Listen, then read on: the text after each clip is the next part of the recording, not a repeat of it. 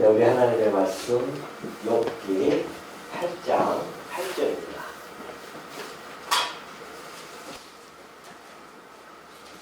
욥기 8장 8절.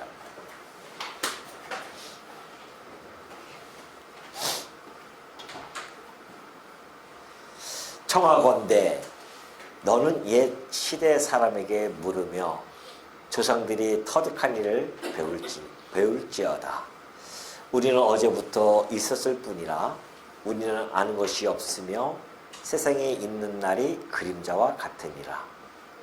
그들이 내게 가르쳐 이르지 아니하겠느냐? 그 마음에서 나오는 말을 하지 아니하겠느냐? 왕거리 진펄 아닌 데서 크게 자라겠으며 갈대가 물 없는 데서 크게 자라겠느냐? 이런 것은 새순이도다. 아직 뜯을 때가 되기 전에 다른 풀보다 일찍이 마르느니라. 하나님을 잊어버리는 자의 길은 다 이와 같고 저속한 자의 희망은 무너지리니 그가 믿는 것이 끊어지고 그가 의지하는 것이 거미줄 같은즉 그 집을 의지할지라도 집이 서지 못하고 굳게 붙잡아 주어도 집이 보존되지 못하리라.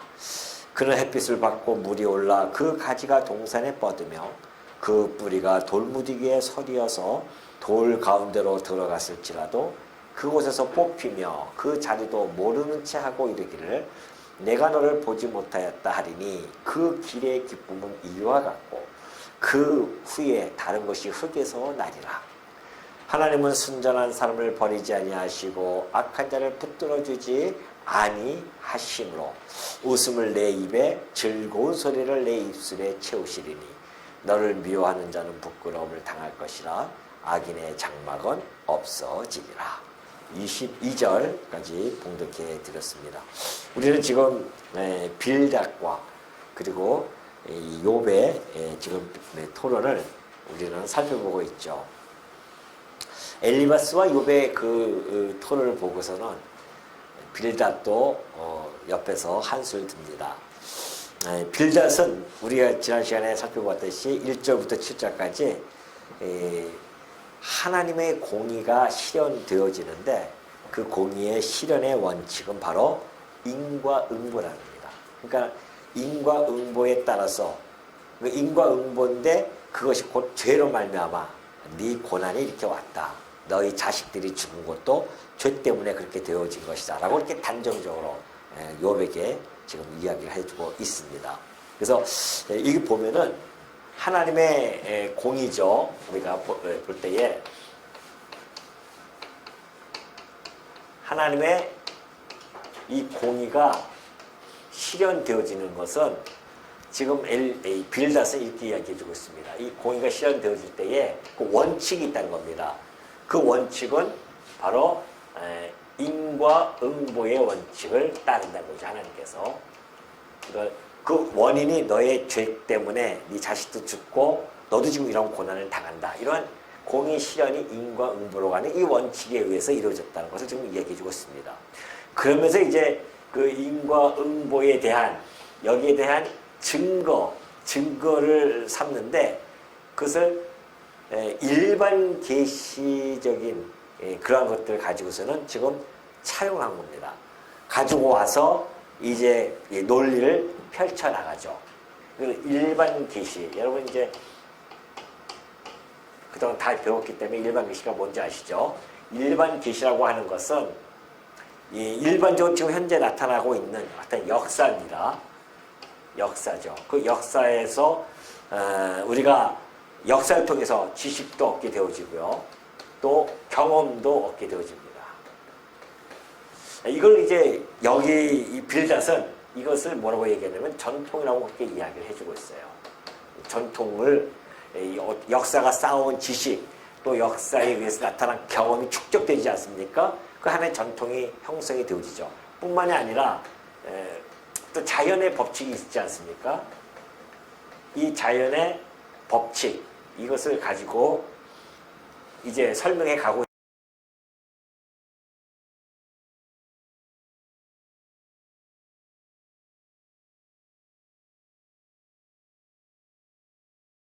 이제 근데 문제는 빌닷이 이런 논리를 펼쳐나갈 때에 일반 계시를 증거로 삼아서 펼쳐나가지만은 이 일반 계시라고 하는 것이 한계가 있다는 겁니다. 한계를 가질 수밖에 없죠.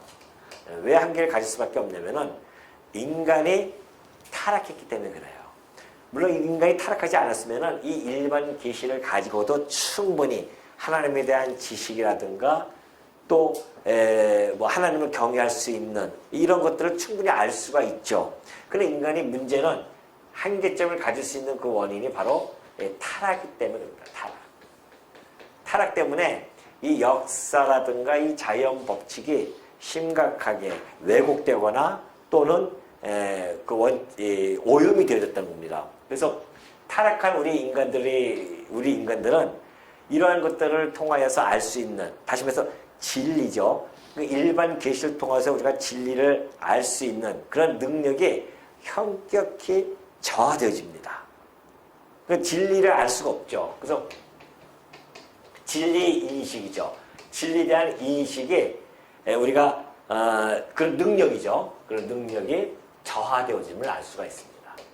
그래서 우리가 일반 계시를 가지고서는 진리를 찾아 그걸 획득할 수가 없습니다. 그래서 이것뿐만이 아닙니다. 지금 이 자연도 심각하게 오염이 되어져 있죠. 왜냐하면 인간이 타락함으로 말미암아 자연이 이미 저주가 덮여져 있었습니다. 그러니까 이 자연도 오염이 되어졌기 때문에 타락으로 나타나는 이 결과로 말미암아 인간의 이 진리 인식의 능력이 없으니 역사에서 나타나고 있는 그 지식과 그 경험이 온전하지가 못합니다. 다 주관적이죠.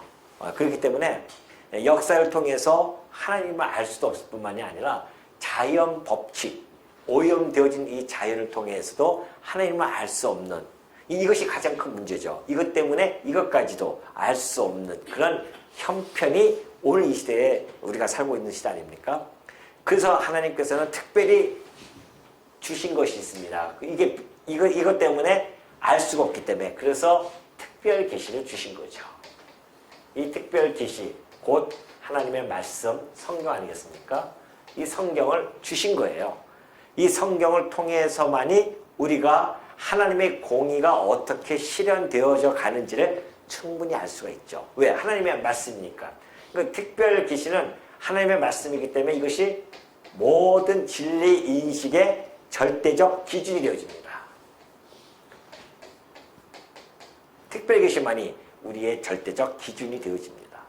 그러니까 여러분이 내 경험이 이래 하면서 이야기하면은 이미 그 경험조차도 우리가 올바르지 않을 수가 있거든요. 경험이라고 하는 것이 매우 주관적입니다. 그러니까 뭐 각자가 다 입장이 다르죠. 어떠한 사건에 있어서 오늘날 우리 나라에서도 지금 이루어지고 있는 이런 사건이 대통령 편에 있는 사람들의 인식과 그렇지 아니한 자들의 인식은 전혀 다르잖아요. 인식이 전혀 달라요. 바라보는 시각들이. 근데 이건 존재할 수밖에 없어요. 왜? 이 타락이라고 하는 것이 이것 때문에 그럴 수밖에 없습니다. 절대가 없는 거죠. 물론 가장 기본적인 요즘 그 문제가 있지 않습니까? 뭐 양비론을 펼친다고 해가지고서는 기계적인 중립을 하는 이런 것들이 지금 이 사건에서 온전한 것이냐 이런 질문은 물론 옹당하죠. 왜냐하면 헌법 질서가 무너지는 그러한 상황이기 때문에 이것을 양비론으로 접근할 수 없다는 거 아니겠습니까? 그건 차치하고라도 일반적으로 우리가 지금 어떠한 것들을 판단하고 이해할 때에 일반 계시를 가지고서는 한계를 느낄 수밖에 없습니다. 근데 빌닷이 지금 이 일반 계시인 이 경험, 곧 전통을 가지고 하나님의 이 공의 실현에 대한 것을 입증하려고 합니다. 그러니까 문제가 발생될 수 있죠. 왜냐하면 하나님의 이 공의 실현은 인과응보는 맞아요. 그러나 이것은 종말론적으로 가야만이 완성이 되어지는 겁니다. 우리가 각자의 신분대로 받을 수밖에 없죠. 그러니까 우리도 죄 가운데 죽어요. 죽을 수밖에 없습니다. 그러나 우리에게는 예수 그리스도가 있기 때문에 그래서 우리가 살아날 수 있는 것이지, 안 그러면 우리도 인과응보에 의해서 죽을 수밖에 없죠. 신분대로 거둔다고 했기 때문에. 우리가 행위대로 심판을 받기 때문에 그렇습니다. 그러니까 우리가 공의 실현도 종말적으로 가서야 완성이 되어지고 그래야 온전하게 이해가 되어질 수가 있고요. 근데 이게 현세적으로는 이 응과 응보가 전혀 다른 양상으로 나타날 수도 있습니다. 그렇기 때문에 우리가 이런 걸 통해서 빌닷이 지금 이러한 것들을 가지고서는 펼쳐나가는 그 논리는 맞을 수도 있고 또한 틀릴 수도 있다. 일반 계시를 가지고 하는 것은 보편적인 진리가 나타날 수도 있지만은 그것이 꼭 다 기계적으로 도식적으로 다 적용되어질 수만은 없다라는 것을 우리가 일단 알고 들어가야 되고요. 그래서 이 빌닷이 하는 이야기들이 때로는 우리들에게 많은 교훈을 주기도 하지만은 그러나 전체적인 문맥 속에서 볼 때는 욥에게는 적용하기에는 무리가 있다라는 것을 일단 인식하시고 본문에 들어가 보도록 하겠습니다. 자, 8절 넘어갑니다. 청하건대 너는 옛 시대 사람에게 물으며 그러잖아요. 꼽아요. 청하건대 옛 시대 사람. 이 경험을 한번 그들이 집약되어진 그 경험을 우리가 그 경험에게 한번 물어보자는 거 아니겠습니까? 그래서 물으면 조상들이 터득한 일을 배울지어다. 왜 그렇게 해야 되는가? 그 이유를 잘 설명해 주고 있죠. 우리는 어제부터 있었을 뿐이라 우리의 삶은 짧다는 거 아니겠어요? 그래서 우리가 아는 것이 없으며 세상에 있는 날이 그림자 같다. 이거 금방 우리가 지금 3, 40년, 4, 50년 살아왔지만은 우리가 오래전부터 우리 조상들이 살아오면서 그 집약되어졌던 격언들, 이 경험이라고 하는 것이 뭐예요? 전통이라고 하는 것이 결국은 뭐 격언이라든가 위인전의 이야기들 그런 거 아니겠습니까? 그러니까 우리가 많은 사람들이 하나님을 모르는 사람들은 어디 가서 이 사건에 대한 어떤 것들을 해석하고 이해하기 위해서는 옛 성현들의 그러한 격언에 많은 관심을 가지고 있지 않습니까? 그래서 격언집이라고도 이렇게 만들기도 하고 또 경험에 의해서 만들어진 사서 오경이라든가 이런 것들 또 보기도 하고 이런 전통을 가지고서는 우리의 삶의 잣대를 가지고서는 살아가고자 하는 것들이 지금 현 시대 모든 아담 타락 이후로부터 나타나는 현상입니다. 그럼 우리 성도는 전혀 다르죠. 우리에게는 하나님이 특별히 말씀을 주셨기 때문에 우리는 그 말씀을 가지고 우리의 삶의 잣대를 가지고 살아가는 중입니다. 그래서 이 지금 빌닷이 이 옛 성현들이 이야기했던 그 격언들을 한번 가만히 생각해 보라는 겁니다. 거기서 우리가 답을 얻을 수 있다. 그런 거죠. 자기의 논리를 좀 이걸 자꾸 펼쳐나가고 있는 중입니다. 그래서 그런 걸 보면 이 빌닷이 가지고 있던 어떤 신앙이라든가 또는 그의 사상 이런 것들이 역사라든가 이 전통 이런 것에 충실한 하나의 경험주의자적인 그러한 입장에서 서 있다는 것을 우리는 충분히 알 수가 있습니다. 그러니 전통이 가르치는 그 교훈을 수납하라. 그렇게 좀 빌닷이 교훈을 권유를 해주고 있습니다. 11절부터 뭐 그래요. 자, 그러면서 그 옛 전통 교훈 중에 하나가 있습니다. 그것이 바로 11절부터 나와요. 왕골이 진펄하는 데서 크게 자라겠느냐? 갈대가 물 없는 데서 크게 자라겠느냐? 이것이 전통이 이야기했던 하나의 격언입니다. 그때 당시에 썼던 격언인 것 같아요. 우리들이 격언 많이 사용하지 않습니까? 속담이라든가 이런 거. 아니땡 굴뚝에 연기가 나랴. 이런 식으로 하는 겁니다.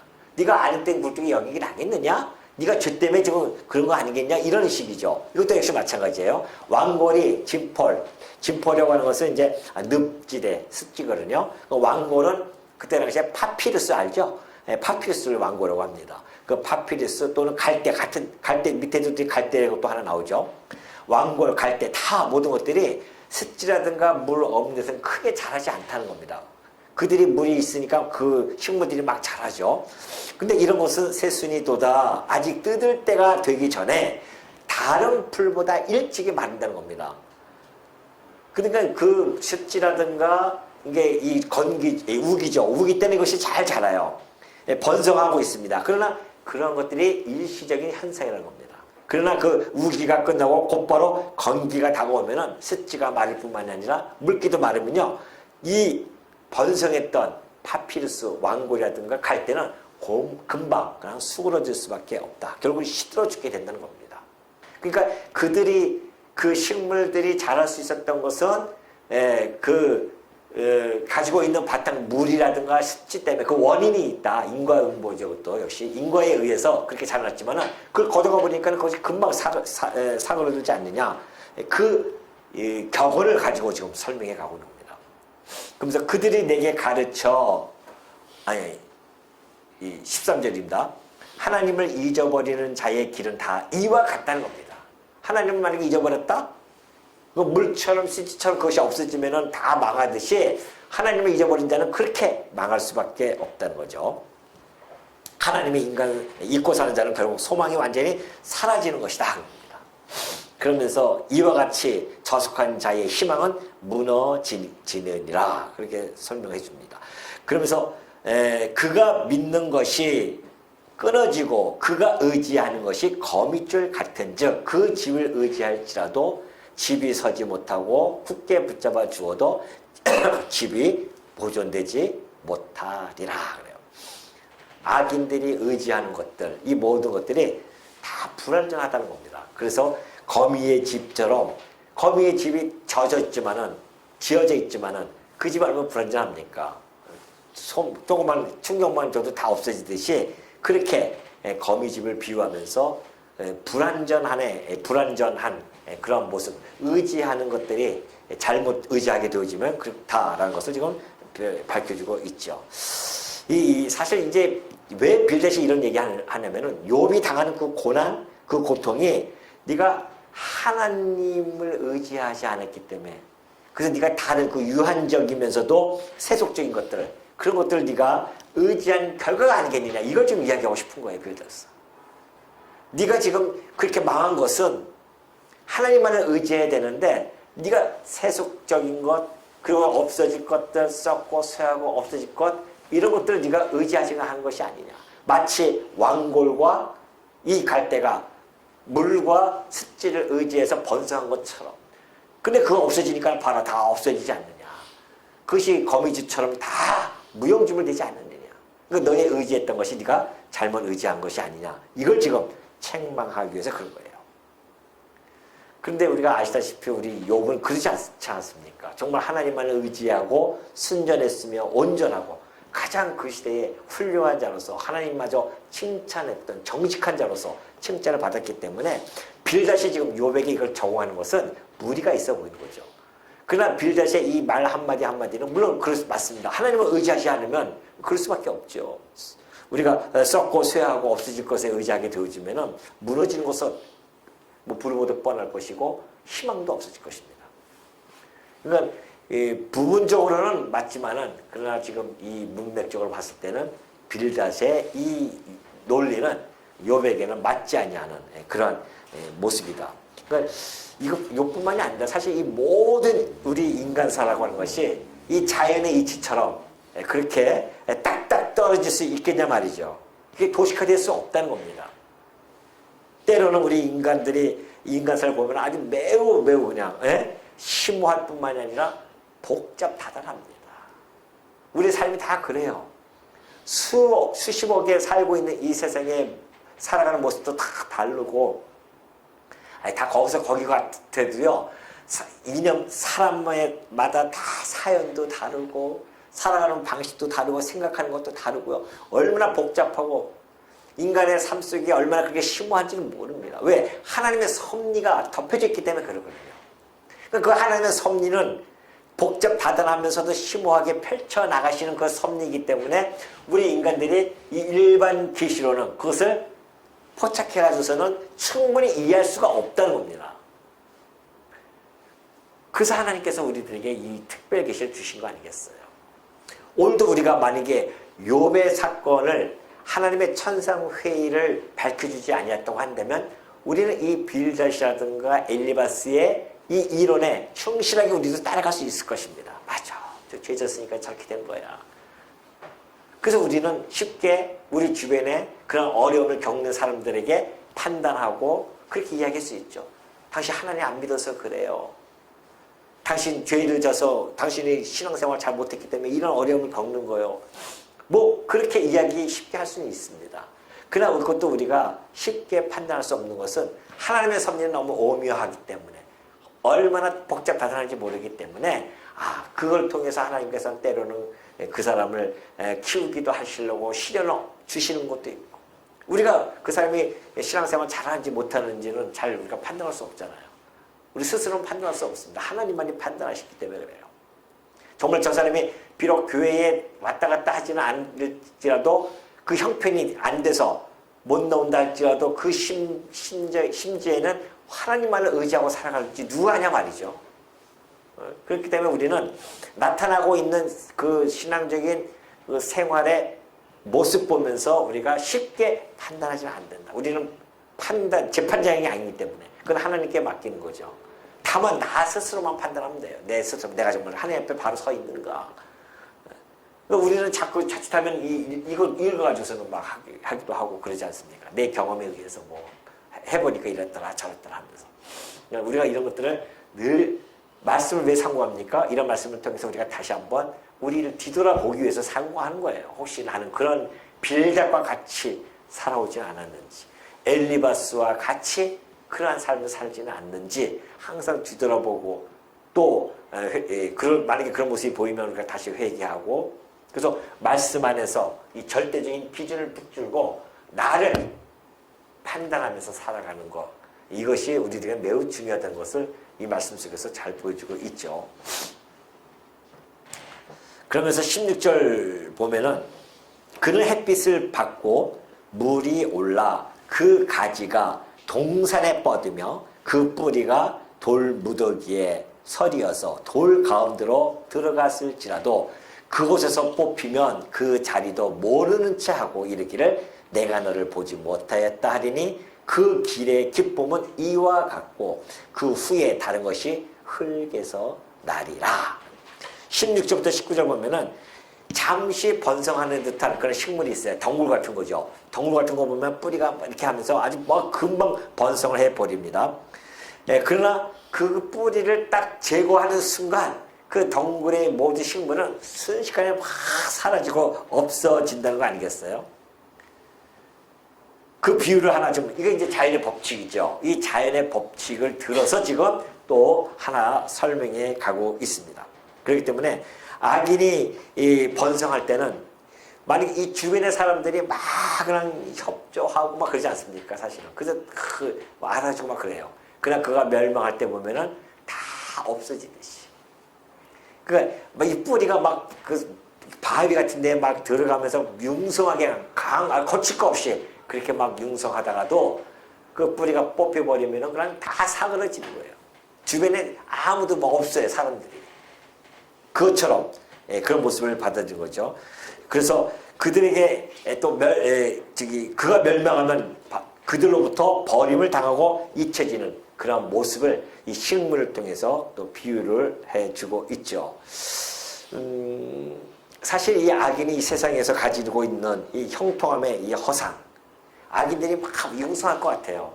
그러나 그 하나님께서 그것을 제어해버리면은 꼼짝없이 다 망할 수밖에 없음을 우리는 알 수가 있습니다. 그러나 그 악인이 그 망하고 없어진다 할지라도요, 또 그 자리에는 또 새로운 사람들이 또 나타나서 다 잊어버리고 앞에 거는 잊어버리고 또 새롭게 나타나서 그 자리를 메꾸는 그런 것들이 계속해서 되풀이되어진다라는 것을 좀 설명해 주고 있습니다. 이걸 볼 때는 정말 우리가 누구를 의지하는가, 이 식물의 뿌리가 할지라도 그 뿌리를 쉽게 뽑아내지 못할 그런 뿌리가 되려고 한다면은 백항목 레바논에 있는 백항목 뿌리처럼, 백항목 뿌리는 땅을 깊게 파고 들어가고요. 그 웬만한 바람에도 흔들리지 않냐는 정말 강한 뿌리. 그것처럼 하나님을 의지하는 자들은 그런 모습을 가지고 있다는 겁니다. 이 말씀에 대해서는 시편 기자도 이렇게 이야기한 바가 있습니다. 내가 악인의 큰 세력을 보니까 그 본래의 땅에 서 있는 나무 잎이 무성한 것 같아. 악인의 세력을 보면 금방 막 무성해집니다. 그러나 내가 지나갈 때에 그는 없어졌나니 내가 찾아도 발견하지 못하였더라. 그렇게 얘기합니다. 그래, 악인이 뭐 융성하는 것 같아도요, 그렇지 않습니다. 이 땅에서 잘 먹고 잘 사는 것 같아도 결국은 마지막 10파 때는 완전히 쫄딱 멸망을 당하는 것이요.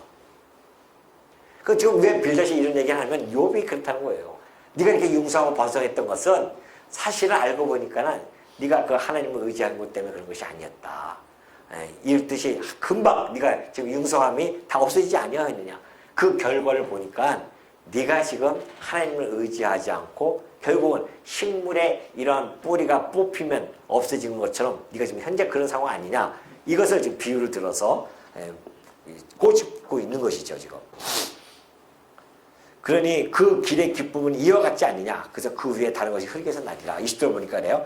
하나님은 순전한 사람을 버리지 아니하시고 악한 자를 붙들어주지 아니하심으로 웃음을 내 입에 즐거운 소리를 내 입술에 채우시리니 너를 미워하는 자는 부끄러움을 당할 것이라. 악인의 장막은 없어지리라. 예, 그 네가 이제 회개하면 여기서 이제 그 앞에 전제가 있는 거예요. 네가 이렇게 회개하면은 그래서 이제는 네가 그렇게 해서 다 망했으니까 네가 깨닫고 돌아와서 회개하면은 어떻게 된다?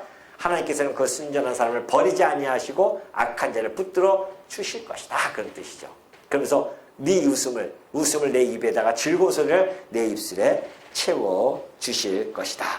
그래서 이제 욥이 이것을 받아들이고 이런 권면을 받아들이고 철저히 그가 회개한다고 한다면은 하나님이 욥의 입을 웃음으로 채워 주시고요. 욥의 입술이 즐거움으로 가득하게 해줄 것이다. 그런 것이죠. 그러니까 그렇게 했을 때에 너를 미워하는 자들에게는 수치의 옷을 입을 것 아니겠느냐. 뿐만 아니라 그리고 악한 자들의 장막은 무너질 것이다. 더 없어질 것이다. 너를 갖다가 이렇게 하나님이 다시 축복해 줬는데 널 미워하는 자들은 그런 결과가 나타날 것이다. 라고 하면서 결국은 이 욥이 회개하면은 첫 번째로 하나님께서 그 축복을 해줘 가지고서는 공의로운 하나님께서 축복을 해줘 가지고서는 그들의 그 부끄러움, 벌을 받아 부끄러운 옷을 입게 되어진다는 것이죠. 그러니까 순전한 자를 미워하고 핍박하는 자들에 대한 이야기입니다. 네가 축복을 받았는데 너를 미워하게 되어지면은 벌을 받아 부끄러운 옷을 입게 될 것이고, 또 네가 회개함으로 말미암아 하나님의 축복을 받았는데 널 미워하는 자들의 거처가 존재하지 않게 되어진다. 이 모든 것들을 다 이 현세적인 인과 응보론적인 사고를 갖고 빌닷은 마지막으로 권면을 해준 겁니다. 그러니까 길게 막 이게 이게 좀 산문이라고 했죠. 시적이 있기 때문에 우리가 이렇게 읽어 나가다 보면은 잘 이해가 안 될 수가 있어요. 이게 무슨 얘기인가? 이게 왜 어디서 툭툭 튀어나오나? 시라는 것이 그런 거 아닙니까? 우리가 시라는 것이 툭툭 해서 우리가 학교 다닐 때 보면은 시를 왜 공부합니까? 한번 읽어도 이게 무슨 의미인지 무슨 뜻을 모르니까 선생님이 와서 설명해 준단 말입니다. 이 시는 뭐 무슨 의미고. 그러면서 저 별은 무슨 누굴 뜻하며 그때 당시에 시대적 배경은 무엇이며 이러면서 우리가 시를 공부한 적이 있지 않습니까? 그것처럼 이 지금 욥기서는 산문으로 되어져 있어요. 시로 되어져 있단 말입니다. 그렇기 때문에 운율로 되어 있죠. 운율로 되어 있기 때문에 이 시적으로 표현되어져 있어요. 그래서 주어라든가 이런 것들이 다 빠져 있고 막 그러죠. 그래서 이런 것들을 좀 설명을 해드린 겁니다. 그래서 이 결국은 그런 겁니다. 이 역사적인 이 지식, 경험, 일반 계시를 보니까는 일반 계시적인 지식과 경험, 곧 전통을 보더라도 네가 잘못했기 때문에 네가 이런 고난과 어려움을 겪는 것이니까 회개만 해라. 그러면 하나님께서 너를 갖다가 아주 또 축복해주고 네 즐거움을 주실 것이고 너를 미워하는 자들을 오히려 더 잘못되게 되어지는 이런 복 아래 있을 것이다. 이런 이야기를 합니다. 결국은 표현 방식은 다른다 할지라도 누구하고 엘리바스와 동일한 이야기입니다. 그러나 우리가 알다시피 욥은 정직하고 순전한 자 아닙니까?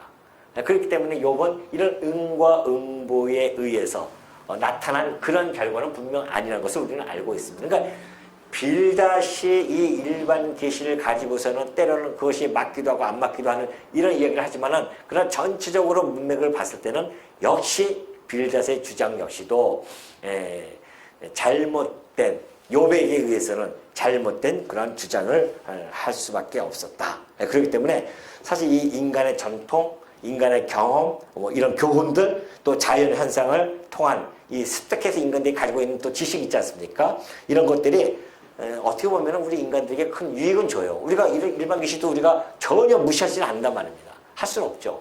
왜 많은 경험을 우리가 추적하면서 우리 경험을 쌓고 우리가 의사들이 경험을 가지고서는 기록을 해가지고서는 그래서 오늘 많은 병들이 고쳐지고 있지 않습니까? 그러니까 이걸 우리는 무시하는 건 아닙니다. 성도라고 해서 특별 계시를 가지고 있는 자라고 해서 일반 계시를 무시하지 않잖아요. 우리 특별 계시를 통하여 일반 계시가 해석되어지기 때문에 더 이 일반 계시를 더 유용하고 풍성하게 사용할 수가 있는 것이죠. 그러나 지금 이 빌닷 같은 경우는 이 특별 계시에 입각한 것이 아니라 오로지 일반 계시만 가지고 접근하는 데서 문제가 발생되어졌다는 겁니다. 그렇기 때문에 이것을 사실은 빌닷은 남용을 한 겁니다. 이 일반 계시를 남용했죠. 이것이 마치 절대 진리이냐 이렇게 욥에게 적용을 시킨 것 이런 거 그렇게 사용하면 안 된다는 거 아니겠습니까? 그래서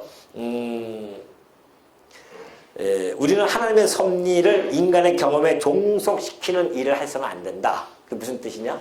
일반 계시를 특별 계시보다 더 우월하게 가지고 있다고 한다면은 그러면 이 일반 계시가 하나님의 역사 섭리인데 이것도 역시 마찬가지인데 그런데 하나님의 이 섭리를 인간의 경험이라든가 지식, 자연 법칙에 종속시킬 수가 있습니다. 일반 계시 역시도 하나님의 커다란 섭리 안에 들어간다는 이야기죠.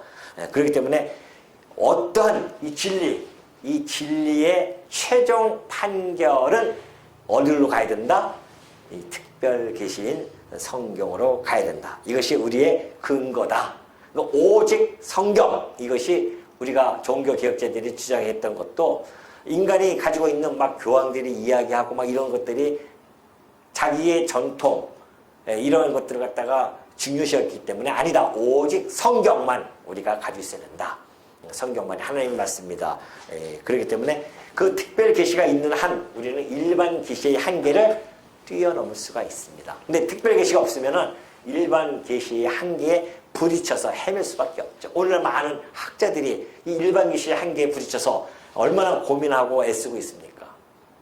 그러나 그들이 이 특별 계시에 대한 부분을 충분히 알 수 있다고 한다면 아마 지금의 그들의 연구가 더 풍성하게 나타날 수가 있을 것입니다. 그러니 우리가 이 일반 계시에 대한 한계를 충분히 우리가 인정을 해야 된다. 그리고 우리는 하나님께서 주신 이 특별 계시를 분명히 우리 인정하고 우리의 절대 기준, 곧 신앙의 근거로서 우리가 가지고 있어야 된다. 그래야만이 우리가 해석을 한다거나 이해하는 부분에 있어서 크게 빗나가지 않고 말씀을 바라보고서 내 삶을 잣대를 삼고 내가 곁길로 가는 것은 말씀 보니까 곁길로 가잖아요. 내가 저 사람 미워하는 마음이 생겼다? 근데 성경에 보니까 내가 너희를 사랑한 것처럼 너도 사랑해 라고 하는 하나님의 절대 기준이 세워졌단 말입니다. 그러니까 내가 미워하다가도 돌이킬 수 있는 이유는 하나님의 절대 기준이 있기 때문에 그래요. 그렇지 않고서는 일반 계시로 보면은 미워하는 건 그냥 막 미워할 수밖에 없지 않습니까? 왜 일반 계시는 그런 경험이 있으니까 절대 용서가 안 된다. 이런 얘기 있지 않습니까? 그러니까 이런 경험에 의해서 만약에 우리가 살아가고 한다면은 제2의 엘리바스, 제2의 빌닷이 되어져서 살아갈 수밖에 없다. 그러니 우리가 이 성경을 우리에게 주시는 것이 얼마나 우리 행복합니까? 그래서 우리가 이 성경을 가지고 우리 삶의 기준, 캐논을 딱 삼고서는 우리는 오늘도 살아가야 되고 우리에게 주신 이 말씀을 소중히 여기면서 날마다 달마다 묵상하면서 내 삶의 방향과 그리고 어떤 푯대를 삼아서 살아가시는 우리 주의 종들 되어주시기를 당부드립니다.